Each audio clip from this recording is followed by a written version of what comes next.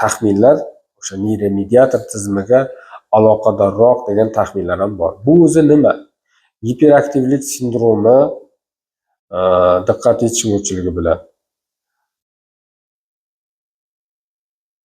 bosh miyani rivojlanishi, yosh bolalarda bosh miyani rivojlanishi davomida uni to'liq shakllanmasligi yoki qismlarni o'zaro muvofiq ishlamasligi natijasida bolalarda kuzatiladigan diqqat yetishmovchiligi, diqqat chalg'uvchanligi, ilm olishda yoki biron bir narsa bilan shug'ullanishda diqqatni birinchi, ikkinchi qismiga ketib qolishi natijasida ilm olishga qiyinchilik qilish, harakat aktivligini oshib ketishi va bu uning orqasida ijtimoiy munosabatlarda va ijtimoiy qonun qoidalarga xilof xatti-harakatlar, impulsiv ba'zan impulsiv xatti-harakatlar bilan yuzaga keladigan holat hisoblanadi. Xo'p, tarqalishi odatan 4% dan 12% gacha berishadi. Ya'ni yer yuzida 6-7 yoshgacha bo'lgan bolalarda qariyb 4-12% gacha giperaktivlik va diqqat yetishmovchilik sindromi uchraydi. Bundan tashqari har bir mamlakat, har bir hududlarga ko'ra bu foiz ko'payib, kamayib boradi. Sababi nima? Sababi ya'ni etiologiyasi deb asosan birinchi o'rinda irsiy omilni yuqori qo'yishadi. Ya'ni bu ota-onada oldin bu holatlar uchraganligi yoki bosh miyani rivojlanishi bilan bog'liq bo'lgan boshqa bir nuqsonlarning mavjudligi. Ikkinchi o'rinda ona qorinda bo'ladigan gipoksik holatlar, ishemik holatlar, tug'ruq vaqtida yuzaga keladigan travmalar yoki tug'ruqdan keyingi infeksion kasalliklar ham bu kasallikning kelib chiqishiga sabab bo'ladi deb qarashadi. Kasallikning ko'rinishi nomiga mos, bolachada aktivlik ko'p, diqqat tarqoq. Buni oddiy qilib bir bemor misolida aytadigan bo'lsak, eshikdan kirgan bolacha odatan 3 yoshdan tepa, 3, 6, 7 yoshli bolachalar eshikdan kirgan zahoti noma'lum muhit, noma'lum odam, ustiga doktorlar haqida, oq xalatli doktorlar haqida xavfli narsalar eshitgan, ular ukol qiladi, ayamaydi, yig'lashingga qaramaydi degan ma'lumotlar kelganligi uchun birinchi bo'ladigan reaksiya bu bolani himoyaviy reaksiyasi. Albatta bolacha sizdan uzoqqa o'tirishi, onasi bilan dadasining o'rtasiga o'tirib olishi yoki buvisiga yaqin bo'lib olishi kabi holatlarni kuzatamiz. Va bolacha qariyb 5 minut, 10 minut davomida shifokordan xavf yo'qligi, unga yaxshi gapirayotganligi, qiziqarli narsalarni ko'rsatayotganligi, ya'ni biz rasmlar, har xil intellektni tekshirish uchun kubika, kaos yoki boshqa bir narsalar, rasm chizdirish, rangli qalamlar berish orqali tekshiradigan bo'lsak, shu tomondan xavf yo'qligini bilgandan keyin bolacha sekin muhitga moslashishni, shifokorga yaqinroq o'tirishni, bir 15 minutdan keyin bemalol aka-ukadek munosabat qilish holatini kuzatamiz. Bu odatan normal reaksiya. Biz giperaktiv bolachada nimani ko'ramiz? Onasi bilan kelgandan o'tirish yo'q. Xonani bir marta aylanib chiqadi. Bir chekkadan hamma narsani tegirishni boshlaydi va uni hamma narsa e'tiborni tortadi chetdan qaraganda, lekin o'zi aslida oddiy qilib aytganda qanday bo'ladi? Birinchi shkafga qiziqadi. Ichida nima bor ekan, nimalar solingan ekan degan savol tug'iladi-yu, u savol hali to'liq javobiga yetmasdan batareykaga qiziqadi. Batareykani ichida nima bor ekan, bu oppoq narsa tirqishlarda nima bor ekan deb qiziqib, unga javob topguncha bola ikkinchi shkafga qiziqadi. Keyin rakovinaga, keyin stolga, keyin shifokor stoliga, keyin shifokor stolidagi kompyuterga, narsalarga, tortmalarga qiziqishni boshlaydi. Va bolacha hech biriga to'liq javob olmasdan, o'ziga qiziqarli narsa topmasdan ikkinchi, uchinchi, to'rtinchi holatlarga o'tib ketadi. Mana shu narsa bolada aktivlikning balandligi, diqqatni yetishmovchiligiga taxmin qilishga olib keladigan holat. Uni ko'pchilik sho'xlikka, aktivlikka yoki bolachani bolalarga xos xatti-harakati deb bilishadi. Buni tasdiqlaydigan ikkinchi omil bolacha bilan suhbat ushlash. Odatan muloqot, ya'ni dialog tarzida, savol-javob tarzida, hattoki ha-yo'q tarzida bo'lsa ham noverbal muloqot ushlanadi bolada.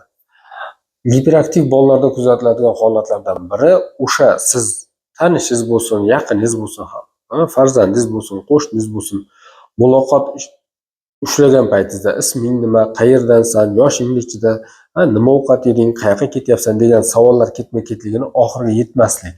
Muloqotni yarmidan bolachani diqqatini tortadigan boshqa narsaga qarab ketib qolish holati bo'ladi. Uchinchi kuzatiladigan holat, bolachaga bir vazifa berganingizda rasmlar ichida uy hayvonlarini topish, suvda yashaydigan hayvonlarni topish masalasi berilgan paytda bolacha yo savolni oxirigacha tushunmaydi, savolni oxirigacha tushuntirgan paytingizda vazifani oxirigacha bajarmaslik holati yuzaga keladi. Bu 3. To'rtinchisi, ota-onasi bilan suhbat davomida giperaktivligi bor va diqqati chalg'uvchan bolalarda tizimli ilm olish yo'qligi.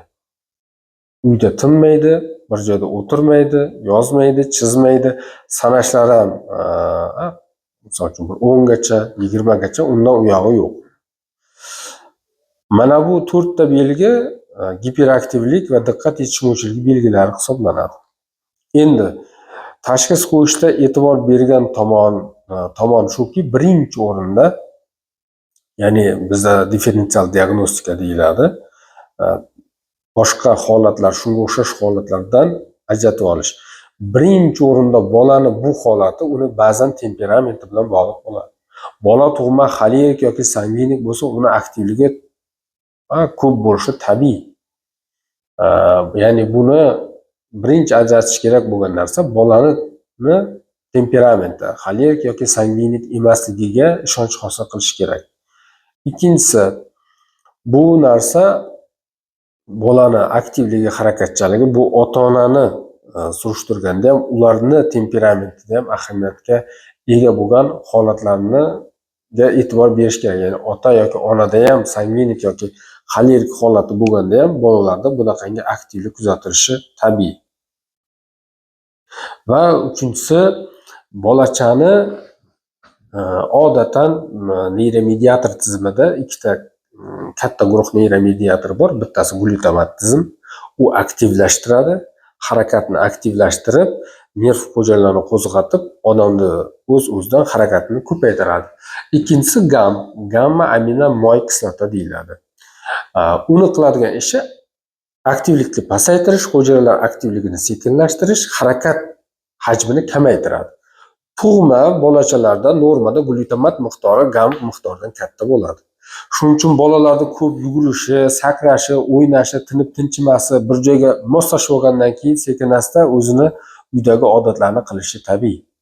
Yosh katta bo'lgandan keyin o'z-o'zidan gamp oshishi normal holat hisoblanadi. Shuning uchun yosh katta odamlarni harakat hajmi kamligi, tez harakatlanmasligi, har xil fikrlarga ketavermasligi, bir mavzuda uzoq mulohaza qilishligi ularni gamp miqdori ko'pligi bilan bog'liq. Mana shu holat teskari bo'lib qolsa, qari odamda aktivligi oshib ketishi, yosh bolani qo'shtirnoq uchida o'ta mo'min bo'lib qolishi, mo'mintoy bo'lib qolishi norma hisoblanmaydi. Demak, biz bolachani kunlik energiyani sarflashiga ham e'tibor berish kerak. Ya'ni kuni bilan nima bilan band, misol uchun bog'chaga boradimi, yo'qmi, hovli uyda turasizmi, ko'p qavatli uyda turasizmi? Qachon yuguradi bu bola? Qachon qayerda qanchalik o'ynaydi? O'sha narsalar uchinchi ahamiyat berish kerak bo'lgan holat hisoblanadi. Xo'p, davolash qanday bo'ladi? Davolash bolachaga giperaktivlik va diqqat yetishmovchilik sindromi qo'yilgandan keyin asosiy 3 ta katta yo'nalish bor. Bu neyropsixologik ishlanish, uchinchisi psixoterapiya, ikkinchisi psixoterapiya, uchinchisi bu farmakoterapiya. Neyropsixologik treninglar yoki reabilitatsiyalar bu asosan mutaxassislar tomonidan amalga oshiriladi. Bolaning diqqatini jamlash, harakat hajmini kamaytirishga qaratilgan o'yinlar orqali amalga oshiriladi. 3 yoshdan 6 yoshgacha bo'lgan bolalarga bilim berish ko'pincha o'yin orqali bo'ladi. Psixoterapiya qachonki bolada nevrotik holatlar kuzatilsa, ayniqsa bunda psixoterapiya tavsiya qilinadi. Xulq-atvor buzilishi, impulsiv harakatlarni oshishi, o'ziga yoki atrofdagilarga xavf tug'dirishi, oddiy qilib aytganda tishlaydi, misol uchun, ayamasdan uradi, xulq-atvori buzilishi aktivligini oshishi, jamiyat sotsial normalarni buzadigan holatga olib kelgan paytda biz ozgina bosh miyani tinchlantiruvchi dorilar tavsiya qilamiz. Endi yana savol tug'iladigan holatlardan biri shuki, xursand bo'lamiz, ba'zi ota-onalar aytadi, bir shifokorga borsang, buni energiyasini chiqarish uchun jismoniy tarbiyaga ber deb aytadi deyishadi.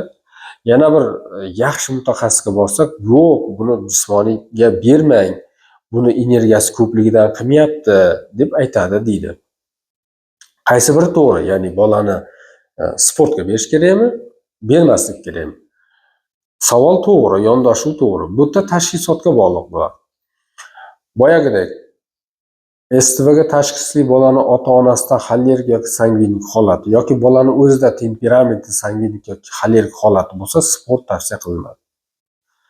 Endi qachonki bu ikkita omil topilmasa-yu, bolada giperaktivlik bo'lsa, biz boya aytganimizdek, bosh miyani ishlashida hamma qism hamohang ishlayotgan paytda taxminlar bor, chunki bu STVga tashxisiga, ya'ni giperaktivlik va diqqat etish mo'jizligi tashxisiga sababi to'liq o'rganilib bitta xulosaga kelmaganligi uchun ozgina davolashda u tomonga bu tomonga og'ishlar bor.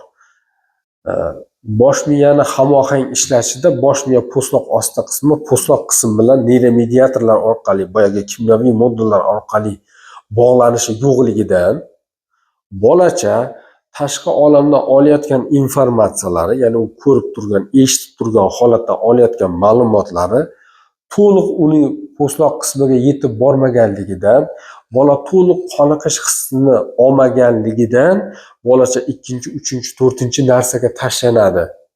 Ya'ni uni o'rganadi, o'yinchoqqa, bu o'yinchoqqa, bu o'yinchoqdan odamga, odamdan ko'chaga, ko'chadan derazaga tashlanishi, o'sha narsani izlash, po'stloq qismiga informatsiya yetkazish uchun harakat qiladi deyishadi.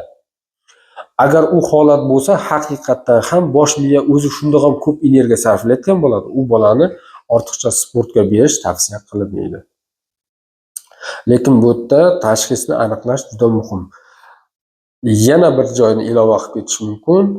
Bu holat boshqa bir ruhiy buzilishlar bilan ko'pincha birga keladi. Unda davo qo'shimcha tashxisga ham bog'liq bo'ladi. Masalan, autizm bilan kelishi mumkin, qisman shizofreniya bilan kelishi mumkin, qisman oligofreniya bilan kelishi mumkin. Bosh miya jarohatidan keyingi psixopatsimon buzilishlarda ham bo'lishi mumkin. Unda davo chorasiga ikkinchi tashxis bo'lgan holatlar ham qo'shiladi. Shularni aytmoqchi edim. Rahmat, salomat bo'ling.